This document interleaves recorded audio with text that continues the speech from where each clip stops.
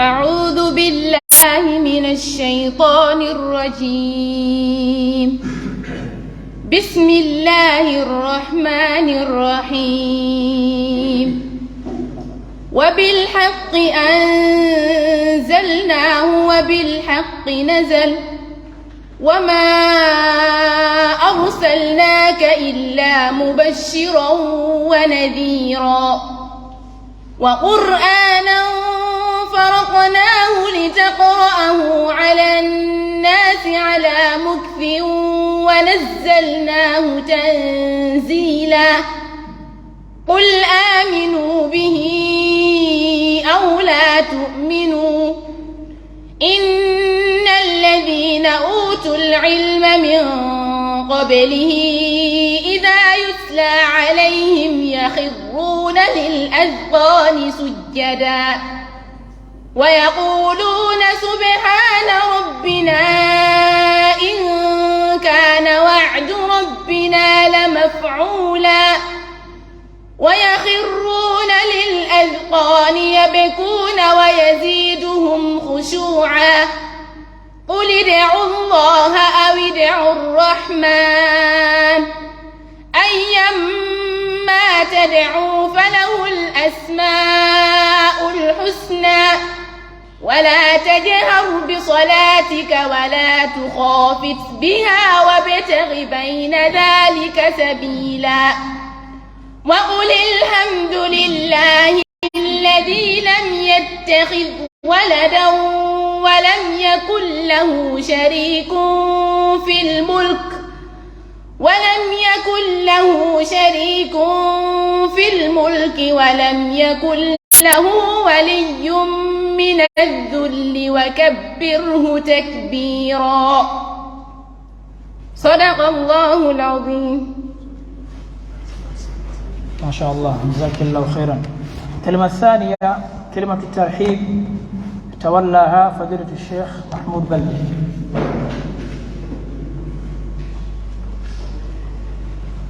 بسم الله الرحمن الرحيم. الحمد لله الذي بنعمته تتم الصالحات، والصلاة والسلام على سيد السادات وخير البريات نبينا محمد وعلى آله وصحبه ومن والاه، وبعد. أيها الحفل الكريم، السلام عليكم ورحمة الله وبركاته. نرحب بكم جميعا في رحاب جامعة الإعمار. نقول لكم أهلا وسهلا ومرحبا بكم في هذا الحفل بمناسبة اختتام مسابقة جائزة الدكتور عبد الرحمن الصميت رحمه الله تعالى، حيث نحتفل ونحتفي بحفظة كتاب الله الكريم. اسمحوا لي أن نقدم لكم بعض الشخصيات الذين حضروا ليشاركونا وليؤيدونا في هذا الحفل المبارك. نبدأ نقول برئيس الوفد فضيلة الدكتور معالي مدير الجامعة دكتور محمد عبد الله، ثم يليه وكيل الجامعة فضيلة الدكتور موسى كوناتي، وبعده فضيلة الشيخ الحافظ المحفظ القارئ المقرئ الشيخ عثمان جابي حفظهم الله جميعا. وبعد ذلك من بين الوفد فضيلة الشيخ أستاذ ينساني ممثل الشؤون الدينية في بلدية ماتوتو حفظه الله، ويليه أيضا فضيلة الشيخ إبراهيم سوري السيسي مدرس في هذه الجامعة، وكذلك فضيلة الشيخ آدم محفظ في مركز ونقول مدير مركز خلفاء الراشدون، وكذلك دكتور عبد الله خريج جامعة إسلامية في قسم الأصول حفظهم الله جميعا. ختاما لا أود الإطالة والتفصيل إلا أن نشكركم جميعا ونخصص جزيل الشكر والعرفان إلى هذه الجمعية الكريمة المبارك، العون المباشر الذين قضوا سنوات في خدمة الإسلام والمسلمين، فجزاهم الله عنا وعن الإسلام والمسلمين خيرا. ونقول لكم جميعا جزاكم الله خيرا، والسلام عليكم ورحمة الله وبركاته. جزاكم الله خيرا. ويلي كلمة مدير الجامعة الدكتور محمد عبد اللبا، ويتولى وكيل الجامعة حسب ما أخبرونا. نعم، دكتور موسى فنادي، تفضل مشكورا.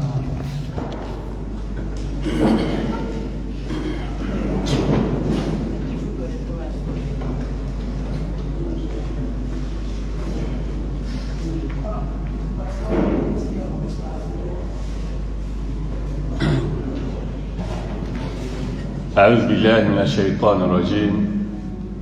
بسم الله والصلاة والسلام على أشرف المرسلين محمد بن عبد الله وعلى آله وأصحابه نجوم الهدى ومصابيح الدجى.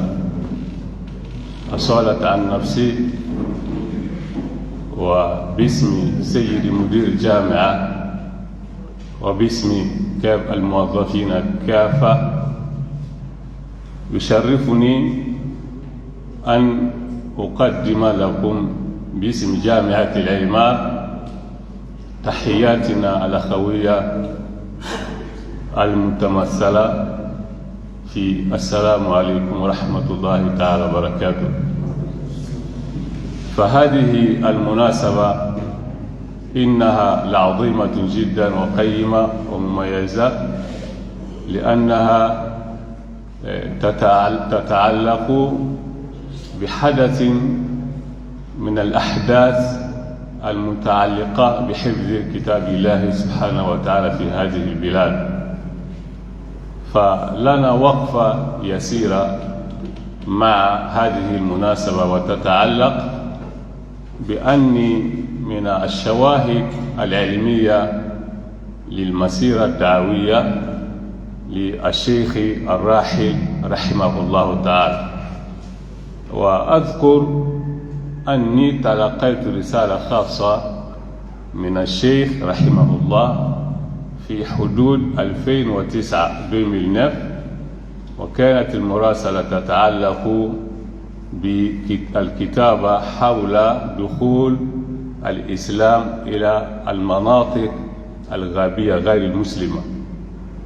فلم يكن شيخ يعرفني ولم أكن أعرفه، وإنما من خلال مجموعة من التحريات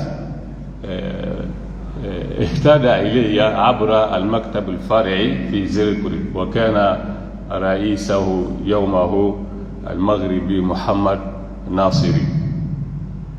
فهذه المسيرة كانت مهمة جدا، لأنها كانت تتعلق بكتابة وقائع ومجريات الإسلامية في هذه المناطق التي يقطنها الوثنيون من الغابيين أنفسهم. والشيخ رحمه الله تعالى ترك بصمة دعوية كبيرة جدا في سيرته وفي مسيرته في آن واحد. فالتاريخ الدعوي لإفريقيا خاصة ولغينيا بشكل عام حافل بهذه الجهود. في غينيا الغابية ألوف مؤلفة من الغابيين الوثنيين من عبدة الأصنام أسلموا، وأنا شاهد على ذلك، من خلال بفضل الله ثم بمباركة الجهود الدعوية التي تقوم بها مختلف مكاتب العون المباشر، حتى إن المهتدين الجدد استطاعوا بتشجيع من الشيخ أن ينشئوا جمعية خاصة بهم تسمى بجمعية المهتدين الجدد في غينيا الغابية. هذه الجمعية فاعلة دعويا جدا، فنسأل الله تعالى أن يثقل ميزان حسناته بهذه السير والمسيرة. فالإعمار تعتز بمثل هذه المناسبة، وخاصة تلك التي تتعلق بكتاب الله سبحانه وتعالى. فقط ندعو الشباب إلى الموازنة أو المعادلة بين الحفظ وبين أخلاقيات الحفظ، بين الحفظ وأخلاقيات الحفظ. فالقرآن كما تعرفون أكثر مني وصفه رسول الله صلى الله عليه وسلم المهتمين بأهل القرآن أهل الله، ونسأل الله تعالى أن نكون فعلا أهلا لله في الأقوال وفي الأخلاق. بكل اختصار، المدير فخور جدا باختياركم لهذه المؤسسة التي هي مؤسسة الإعمار، وهذا الاختيار أكيد أنه يعني فيه إضافة قيمة مضافة إلى السجل الأكاديمي لجامعة الإعمار. فأهلا وسهلا ومرحبا بكم في بيتكم الثاني، ومتمنين إن شاء الله في قادم الأيام أن تتواصل هذه الاختيارات لكي يعني نستطيع أن نعضد أواصر التواصل بين الجامعة وبين المؤسسات العاملة في مجال الدعوة بجمهورية غينيا. باسم المدير نسأل الله تعالى لنا ولكم أن يتقبل منا ومنكم صالح الأعمال، وأن يجعل الختام مسكا. والسلام عليكم ورحمة الله تعالى وبركاته. جزاكم الله خيرا على هذه الكلمة الطيبة. وندعو مشرف التوعية للجمعية شيخ محمد جلو يتفضل بكلمته ممثلا لمدير الجمعية. بسم الله الرحمن الرحيم. فضيلة ممثل الشؤون الدينية لبلدية ماتوتو، فضيلة مدير الجامعة، فضيلة وكيل الجامعة، الحضور الكرام، السلام عليكم ورحمة الله وبركاته. وبعد، فإن جمعية العون المباشر من الجمعيات الخيرية التي تخدم كتاب الله عز وجل في كثير من البلدان، ومنها دولتنا الحبيبة دولة غينيا.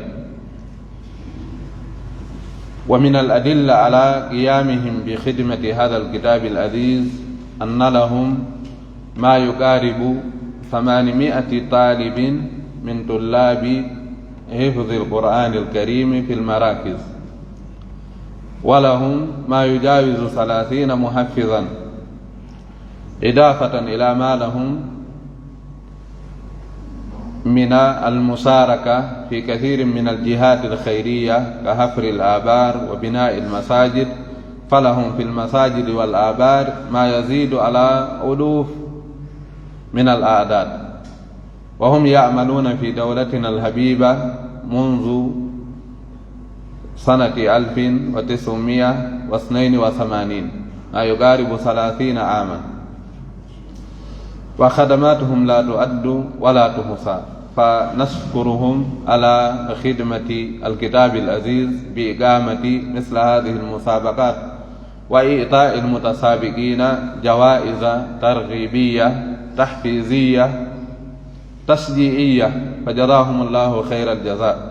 ونحن نطلب منهم من القائمين بهذه الجمعية أن يزيدونا بمثل هذه المسابقات التشجيعية التي تشارك في رفع رغبات طلاب كتاب الله عز وجل وتشجعهم وتزيد في جهودهم.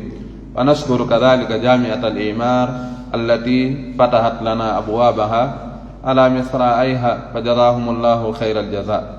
ورحم الله مؤسس هذه الجمعية وأبو فكرها دكتور عبد الرحمن الصميد، فقد أقام في إفريقيا قرابة 30 سنة يدعو إلى الله عز وجل ويتكفل الأيتام ويقوم بهذه التشريعات الخيرية. ويقوم بهذه المساريع الخيرية، وأسلم بيده ما يقارب 1,000,000 شخص. وقد تفضل وكيل الجامعة بذكر بعض آثارهم في غينيا الغابية، وإنما ذكر نقطة من بحر. فآثار دعوة الشيخ رحمه الله تعالى مرئية وملموسة في كل الجهات من دولتنا الحبيبة، فجزاه الله خير الجزاء. ونسأل الله عز وجل أن يجعلنا من أهل القرآن، وأن يجمعنا مع أهل القرآن في جنته ودار كرامته. والسلام عليكم ورحمة الله وبركاته. عليكم السلام، جزاكم الله خيرا. والآن ندعو ممثل الأمين العام للشؤون الدينية فضيلة الشيخ يانسني، تفضل بكلمته المباركة.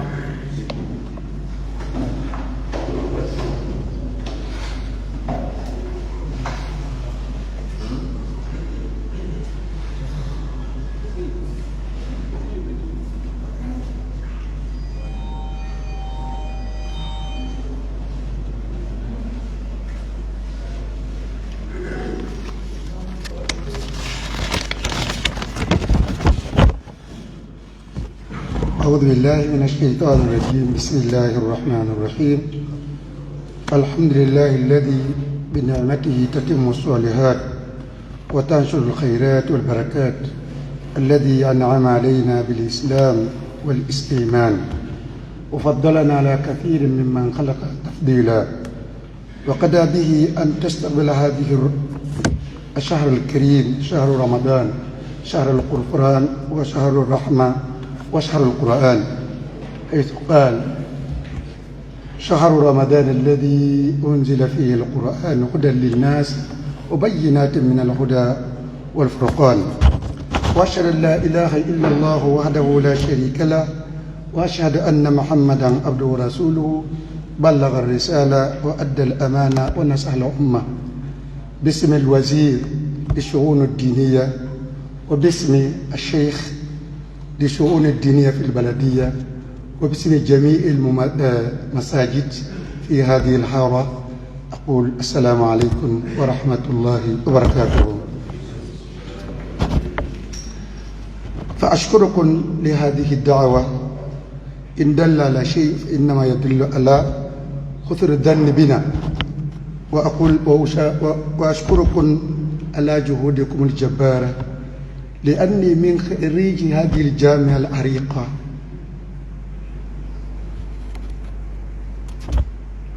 ومع هذا ليست هذه المرة الأولى أشارك في هذه الحفلة. وأشكر الممثلين والمتبرعين وخاصة دكاترة الذين يشتغلون في هذه الجامعة. ولا أطيل الكلام علينا، إذا فرح الإنسان ينقص عنه الكلام. وأقول شكرا شكرا، بارك الله فيكم وأيدكم، أمددنا شهرا كريما. والسلام عليكم ورحمة الله وبركاته. جزاكم الله خيرا على هذه الكلمات المباركة. والآن إعلان النتائج، دقيقة واحدة ثم ننسق فنعلن النتائج إن شاء الله. نعم، الشهادات ننادي مدير جامعة الإعمار يتفضل على المنصة ليتكرم بتسليم شهادات إلى متفوقين.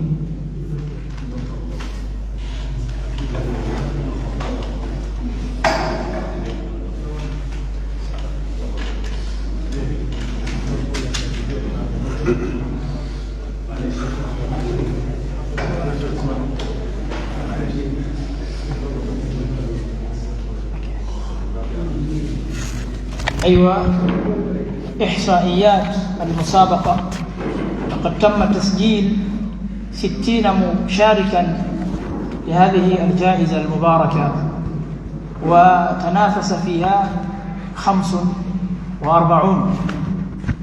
أما 15 الباقين أولى لأجل ظروف خاصة بهم فلم يتمكن مشاركتهم. وهؤلاء مفرعون على 3 فروع. الفرع الأول حفظ كامل القرآن الكريم، والفرع الثاني حفظ 20 جزءا، الفرع الثالث حفظ 10 أجزاء. والآن من غير إطالة فإن نبدأ بالفرع الأول، أي فرع حفظ كامل القرآن الكريم.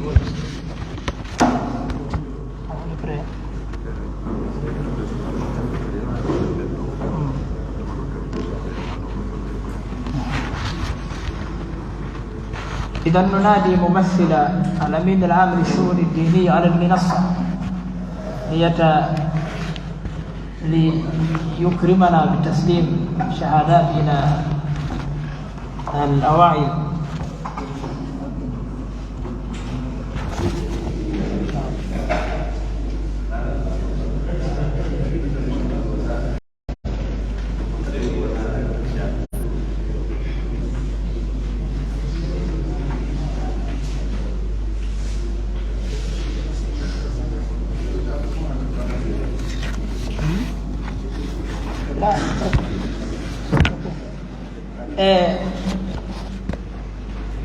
ندعو فائزين في الفرع الأول. عندنا هناك 2 حازا على المركز الأول. عندنا أولان، المتسابق الأول عثمان با مركز الشيخ محمود جلو وجد 3,500,000، فليتفضل على المنصة ليستلم شهادته وجائزته ثم يوقع. C'est le premier, il a eu 3,520,000 sur 20. Premier ex aequo Omar Tanuba, مركز سعد بن أبي وقاص 3,500,000.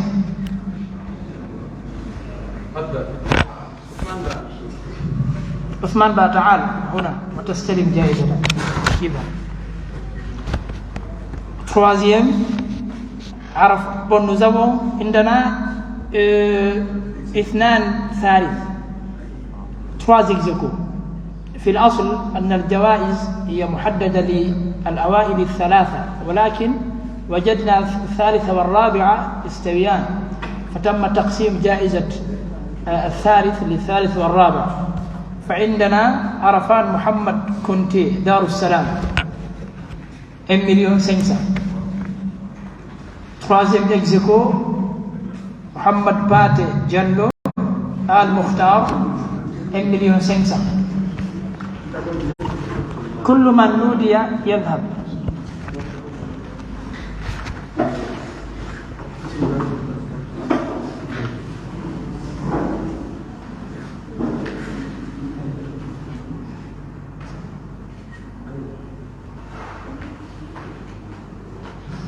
أيوة.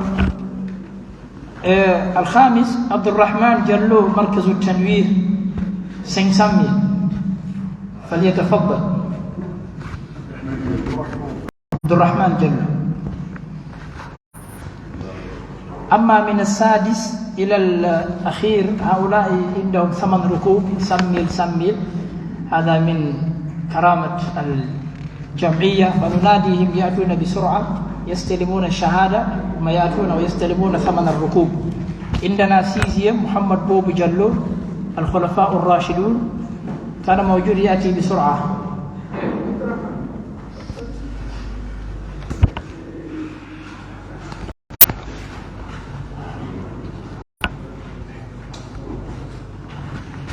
عندنا 6 محمد صالح سي دار البصيرة.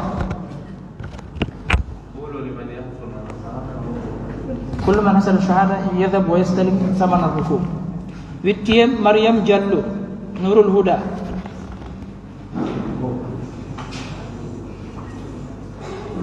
9 محمد الأمين جلو مركز السلام جماية. مريم أنت اذهبي هناك واستلمي الشهادة أولا. الشهادة هل إيه شهادة قال نبدأ بكل أرى تتونن هندو شهادة نسي سيارة هندو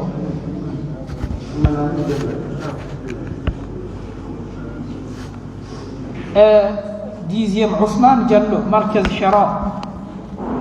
عثمان جلو مركز حراء. ونزيم عبد الله بري ابن مسعود. عبد الله بري موجود؟ تعال ابن مسعود.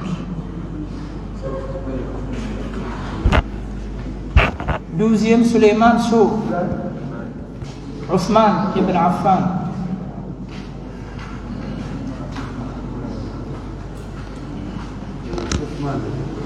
تريزيم أحمد بري عمار بن ياسر.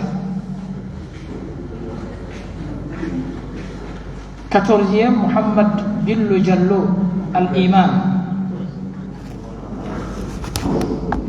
محمد بن جلو الإيمان. محمد بن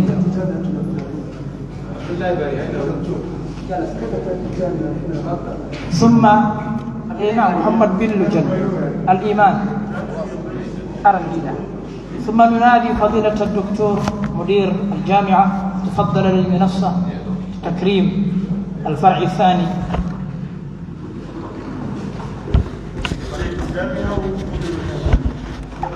المهم الأمر بيدكم جزاكم الله خير. الفرع الثاني حفظ 20 جزءا. هنا أيضا عندنا أولان يقتسمان الجائزة الأولى والثانية. الأول البريمير الحسين با مركز السلام جماية 2,750,000.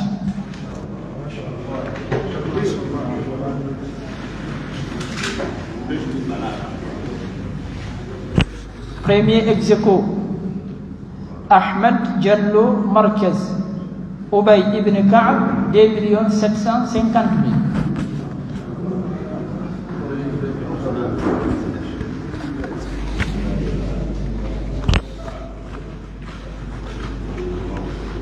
troisième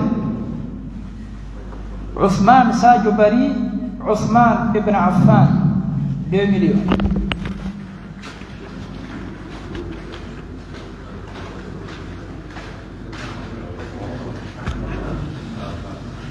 quatrième Adama Hawa Balde Darul Fajr 500,000.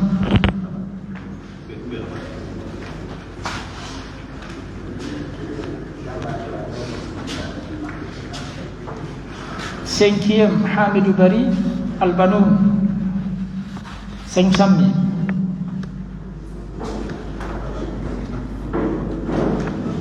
ومن السادس هؤلاء ابن 8 ركوب 100,000.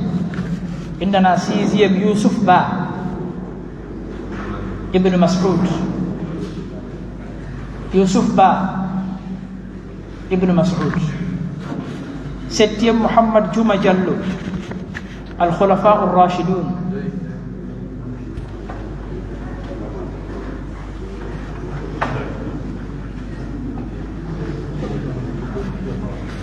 huitième إبراهيم سوري جلو آل مختار. neuvième خديجة جلو سعد بن أبي وقاص. neuvième خديجة جلو.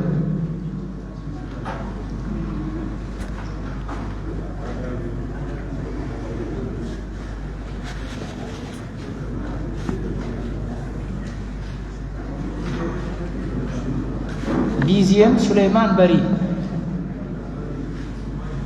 الحراء.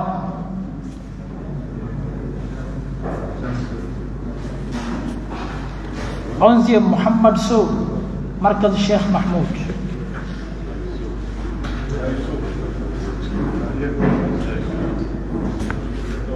douzième آسية جلو عمار ابن ياسر.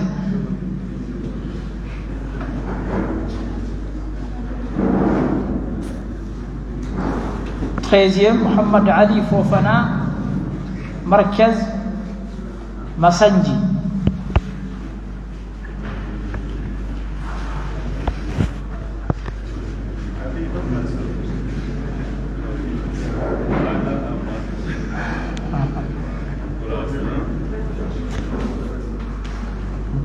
كاتورزيوم محمد جود جلو تنوير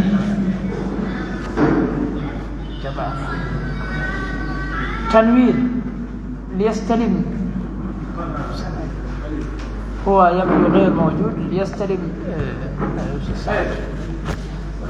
كنزيوم محمد الفاصو دار البصيرة. 16e عمر تولي دار السلام.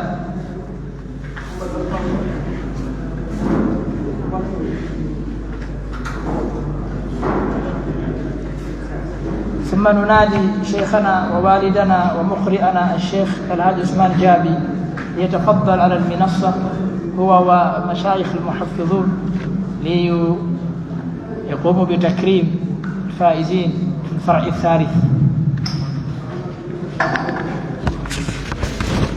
الفرع الثالث فرع 10 أجزاء. الأول الحاج عثمان جلو مركز الشيخ محمود جلو 2,500,000. مركز الشيخ محمود لابد أن نزوره ما شاء الله مبارك له. 2,500,000. الثاني محمد سعيد باع مركز حراء 2 مليون. ما شاء الله هذا جميل الحمد لله. الثالث حامد جلو دار السلام 1,500,000.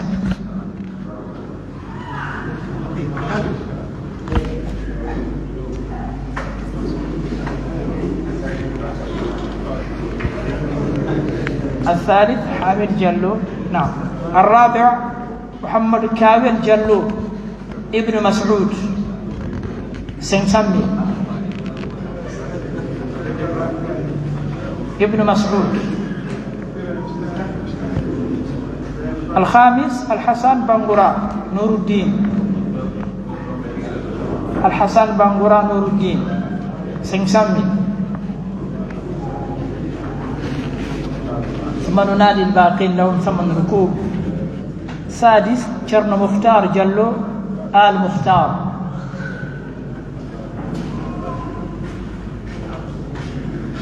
الثالث شرن مختار جلو آل مختار. السادس. السابع زينب جلو عمار ابن ياسر. زينب جلو عمار ابن ياسر.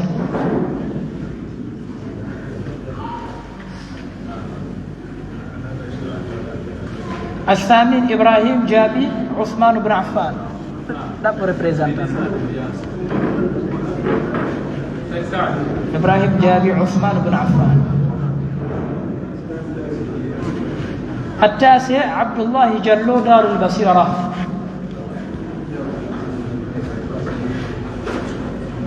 العاشر أبو بكر جلو الخلفاء الراشدون.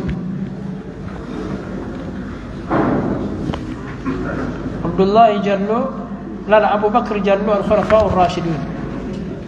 أبو بكر جلو. 11 محمد كرك جلو التنوير.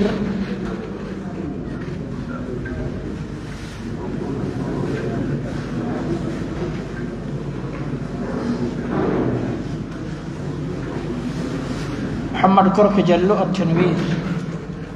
12 محمد سعيد سو البنون.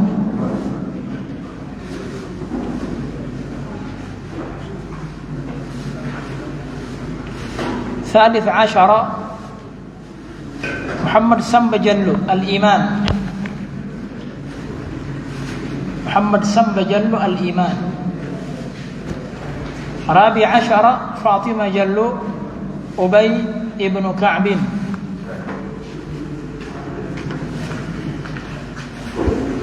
ال15 عثمان لمين كمراء السلام، مركز السلام. بهذا المتسابق نكون قد انتهينا إعلان نتائج جائزة الدكتور عبد الرحمن السمير للعام 1444. والآن نريد الكل يبقى على أماكنهم، يتم توزيع العصير عليهم في دقيقتين، ثم مشايخنا يتفضلون لنا بالدعاء، وسيكون هناك تصوير جماعي للمتسابقين. لجنة التنظيم وزعوا على العصير على المتسابقين على الحضور.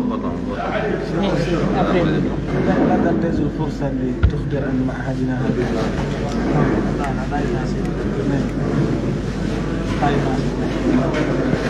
اجلسوا من فضلكم، انتظروا دقيقة.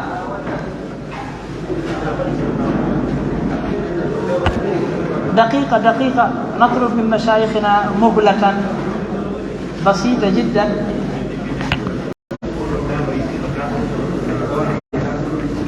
فلا يخرج أحد حتى يدعو لنا المشايخ، لا يخرجون.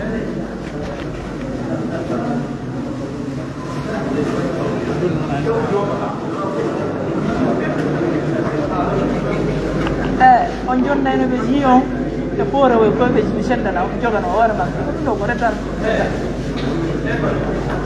eyyi ɗo résultat ɗa arɓe ɓe senda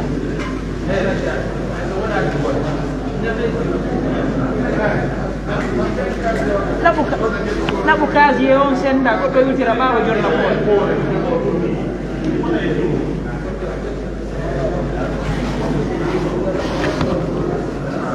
بسرعة يا لجنة التنظيم، بسرعة.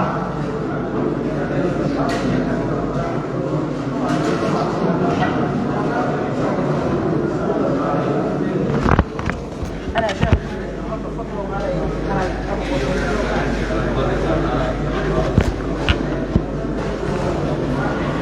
كمان جوا ولا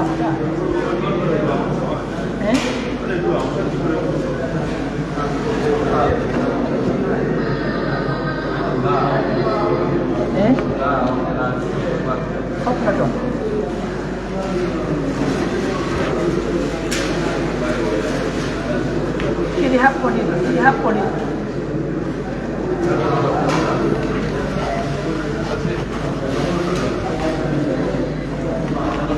Oh, Abbe. Modelo y pesero.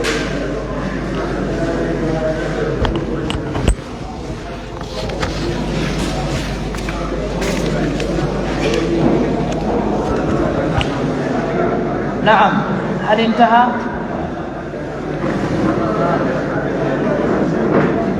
بهدوء من فضلكم، بهدوء.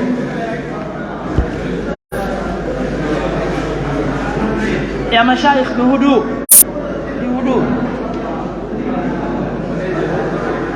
دكتور أنت نبيهم أن لا يشربون.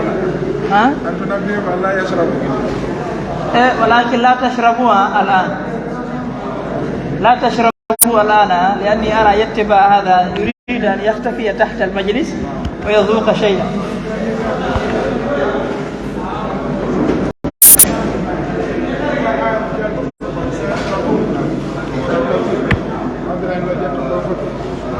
هنا تيري بدو كنا سندتي دو.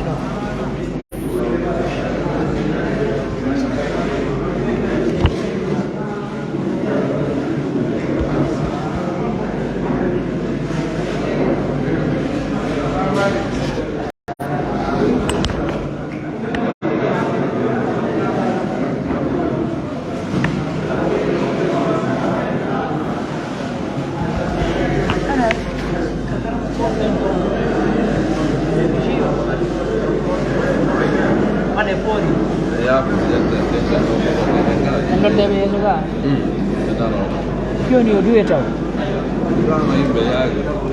No, you do it. الآن جيد. اجلسوا. والآن ندعو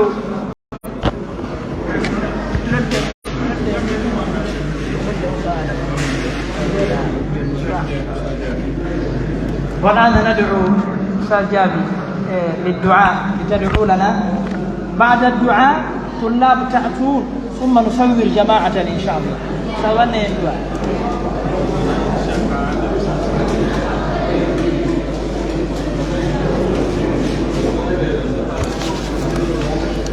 Tagoto yaltu de, tagoto yaltu.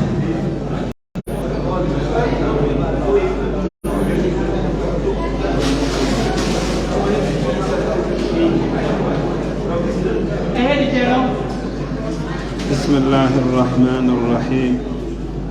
الحمد لله رب العالمين حمدا كثيرا طيبا مباركا فيه. اللهم صل على محمد وعلى آل محمد كما صليت على إبراهيم وعلى آل إبراهيم إنك حميد مجيد.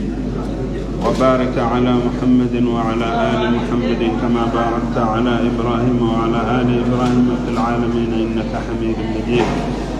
اللهم إنا عبيدك بنو عبيدك بنو إمائك نواصينا بيدك ماض فينا حكمك عدل فينا قضاؤك. نسألك اللهم بكل اسم هو لك سميت به نفسك أو أنزلته في كتابك أو علمته أحدا من خلقك أو استأثرت به في علم الغيب عندك أن تجعل القرآن الكريم ربيع قلوبنا ونور صدورنا وجلاء أحزاننا وذهاب همومنا وغمومنا وشفاء أمراضنا وقائدنا وسائقنا إلى أعلى جناتك جنات الفردوس برحمتك يا أرحم الراحمين يا رب العالمين. اللهم ذكرنا منه ما نسينا وعلمنا منه ما جهلنا وارزقنا تلاوته آناء الليل وأطراف النهار على الوجه الذي يرضيك عنا يا ذا الجلال والإكرام. اللهم اقسم لنا من خشيتك ما تحول به بيننا وبين معاصيك ومن طاعتك ما تبلغنا بها جنتك ومن اليقين ما تهون به علينا مصائب الدنيا ومتعنا بأسماعنا وأبصارنا وقواتنا أبدا ما أبقيتنا واجعله الوارث منا واجعل ثارنا على من ظلمنا وانصرنا على من عادانا ولا تجعل مصيبتنا في ديننا ولا تجعل الدنيا أكبر همنا يا ذا الجلال والإكرام ولا مبلغ علمنا ولا إلى النار مصيرنا برحمتك يا أرحم الراحمين. يا رب اجعل جمعنا هذا جمعا مرحوما وتفرقنا من بعده تفرقا معصوما. ربنا لا تجعل فينا ولا منا ولا معنا شقيا ولا مطرودا ولا محروما. يا رب اجلب الأمن والسلامة والاستقرار لبلدنا غينيا خاصة ولسائر بلاد المسلمين. اللهم اجلب الأمن والسلامة والاستقرار لبلدنا غينيا خاصة ولسائر بلاد المسلمين. اللهم اهدنا واهد بنا ويسر الهدى لنا يا ذا الجلال والإكرام. ربنا اغفر لنا ولوالدينا ولإخواننا الذين سبقونا بالإيمان ولا تجعل في قلوبنا غلا للذين آمنوا ربنا إنك رؤوف رحيم. اللهم ربنا نسألك أن تجزي عنا هذا الشيخ المرحوم الشيخ عبد الرحمن السميتي بذل جهدا كبيرا في غينيا وسائر بلاد المسلمين. نسأل الله أن يتغمده في فسيح جناته. يا ربنا اجزي عنا القائمين على العون المباشر في غينيا جزاهم الله خيرا على تنظيم هذه المسابقة الميمونة. نسأل الله أن يجعله في ميزان حسناتهم جميعا. جزاكم الله عنا. جزا الله مدير وهيئة التدريس في جامعة الإعمار جزاهم الله عنا وعن الإسلام خيرا. ربنا اغفر لنا ولوالدينا وللمؤمنين يوم يقوم الحساب. وصلى الله وسلم على نبينا محمد وعلى آله وصحبه أجمعين. الآن صورة جماعية. الطلاب يأتون أمام